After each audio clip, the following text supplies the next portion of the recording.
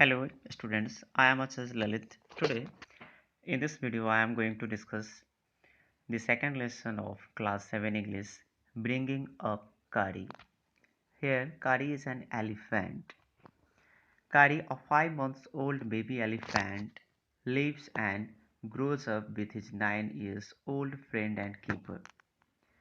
Kari does not eat much, just about 16 kg of delicious twigs a day. Playful and sensitive, Kari saves a boy from drowning. यह कहानी एक हाथी की है जिसे एक 9 साल के बच्चे जो कि इस कहानी के नैरेटर भी हैं वो उसे पालते हैं। कारी बहुत ही शरारती लेकिन समझदार है। नैरेटर उसके लिए अच्छे अच्छे कोमल ट्विक्स यानी टहनियाँ लाते हैं खाने के लिए, उसका केयर करते हैं, उसे नहलाने के लिए नदी में ले जाते हैं और बहुत ही वो शरारती है, प्लेफुल है, उनके साथ खेलता है। एक दिन वह एक बच्चे को, डूबते हुए बच्चे को बचाता है। कैसे एक एलिफेंट उस बच्चे को उसकी जान बचाने में डूबने से बचाता है, वो हम कहानी पढ़ेंगे और जानेंगे।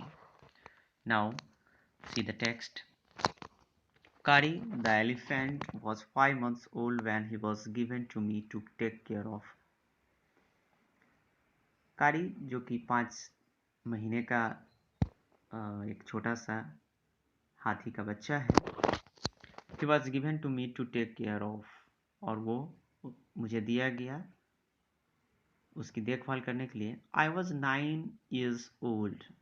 I here narrator, और उस समय नैरेटर का उम्र 9 साल था जबकि हाथी के बच्चे का उम्र मात्र 5 महीना था।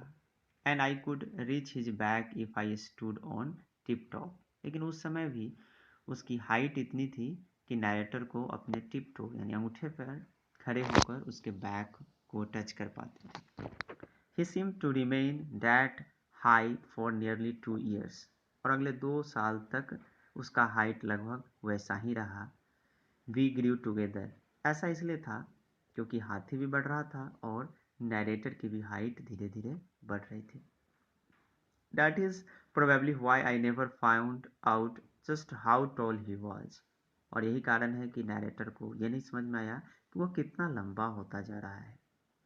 ही lived in a pavilion, here pavilion is a house for elephant, जहाँ एलिफेंट रहते हैं उनके घर को पवेलियन कहा जाता है, यानी हाथी पवेलियन में रहते हैं। Under a thatched roof, thatched जो खपड़े का घर होता है उस घर में वो रहते हैं। which rested on thick tree stumps so that it could not fall in when Kari bumped against the pole as he moved about, और वो जो घर है उसका 4 थिक यानी मोटा ट्री स्टम्प यानी पेड़ की टहन, मोटा सा डाल स्टिक के जैसा लगा हुआ, काफ़ी मजबूत, ताकि जब कभी भी कारी यानी घूमते हुए बम्प मतलब उसमें टच कर देना, मारना, टकरा जाना, तो वो इतना मजबूत रहे ताकि वो घर गिर न सके। One of the first thing Kari did was to save the life of a boy, और जो सबसे महत्वपूर्ण बात यह है कि उसने एक बच्चे की जान बचाई थी। कारी डिड नॉट ईट मच, कारी बहुत तो नहीं खाता था, but he nevertheless needed 40 pounds of twigs a day to chew and play with, लेकिन फिर भी उसे 40 यानी 40 पाउंड ट्विग्स की आवश्यकता होती थी खाने और खेलने के लिए। Every day I use to take him to the river in the morning, और प्रत्येक दिन नैरेटर उसको रिवर ले जाते थे, रिवर में, फॉर हिज बाथ, ताकि उसे स्नान कराया जाए। He would lie down on the sand bank while I rubbed him, और वो जाकर वहाँ किनारे में पानी में सो जाता था और नैरेटर उसको रब करते थे, यानी उसके बॉडी को साफ करना। With the clean sand of the river for an hour, घंटों उसकी सफाई करते थे। After that he would lie in the water for a long time, फिर वो बहुत देर तक पानी में सोया रहता था। On coming out His skin would be shining like ebony, और जब वो निकलता था तो लगता था कि उसका जो स्किन है वो काफ़ी चमक रहा है. And he would squeal, और वो चिल्लाता with pleasure, खुशी से वो आवाज़ करता as I rubbed water down his back. जब कभी मैं नदी का पानी उसके पीठ पे डालता तो वो काफ़ी खुश होता था.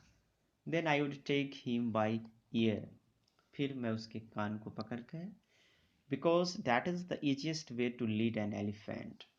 अगर एलिफेंट को लीड करना है यानी आगे खींचना है तो उसके कान को पकड़ के खींचने से हम उसे लीड कर सकते हैं, बैलेंस कर सकते हैं.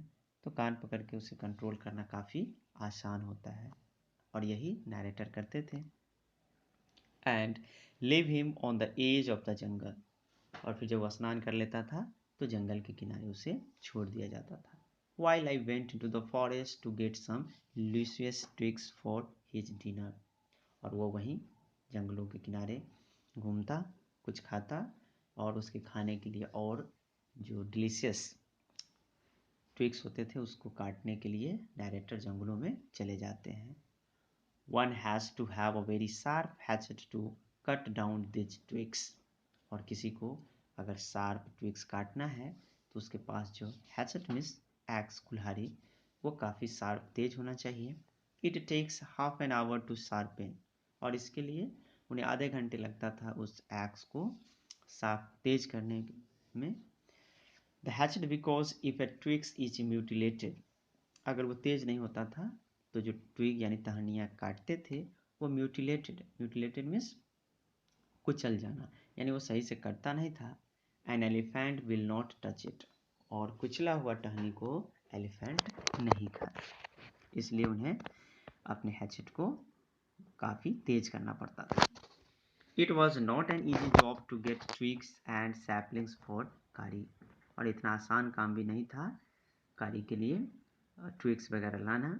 I had to climb all kinds of trees to get the most delicate and tender twigs. कोमल और स्वादिष्ट ट्विग लाने के लिए नरेटर को कई प्रकार के पेड़ों पर चढ़ना पड़ता था. As he was very fond of young branches of the banyan tree, which grow like a cathedral of leaves. और बनियान ट्री का जो ट्विग्स था वो कारी को काफ़ी पसंद होता था, लेकिन वो पेड़ काफ़ी ऊंचा होता था. I was gathering some, और फिर उन्हें उसे इकट्ठा करना पड़ता था.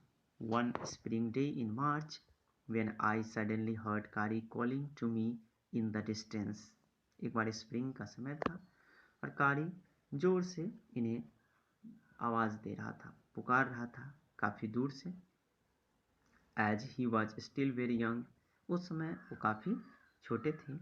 The call was more like that of a baby than an elephant.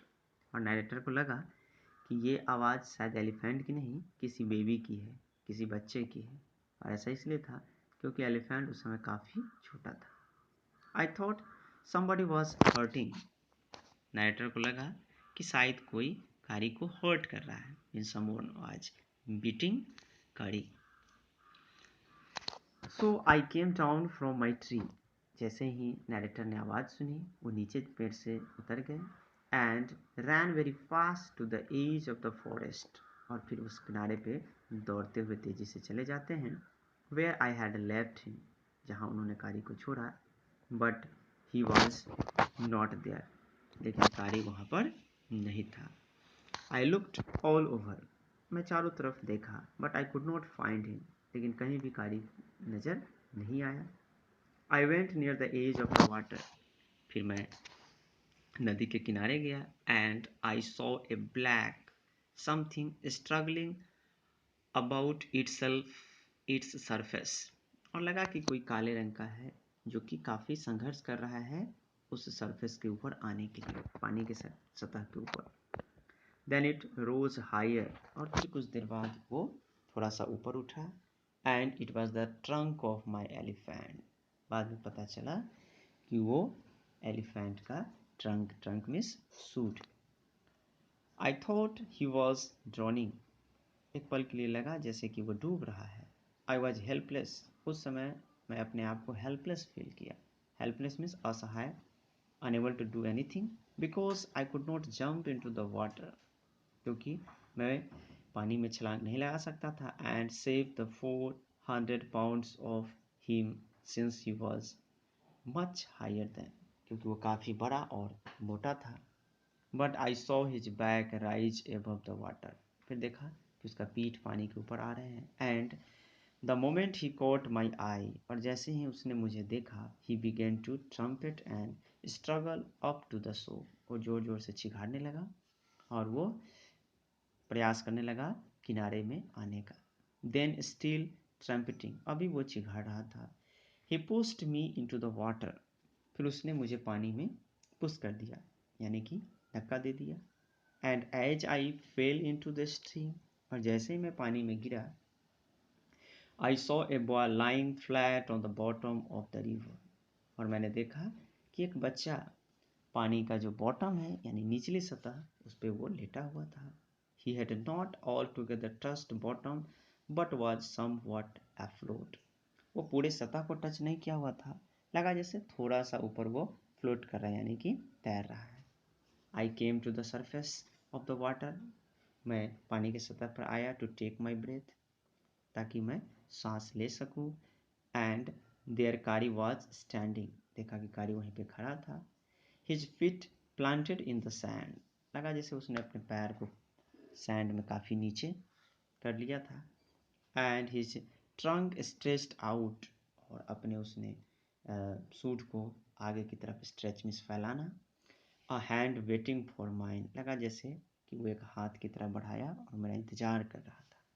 I typed down again, मैं फिर से गोता लगाया। Pulled the body of the drowning boy, और फिर मैं उस डूबते हुए बच्चे का बॉडी पकड़ कर खींचा टू द सरफेस, सतह के ऊपर। But not being a good swimmer, मैं काफ़ी अच्छा तैराक नहीं था।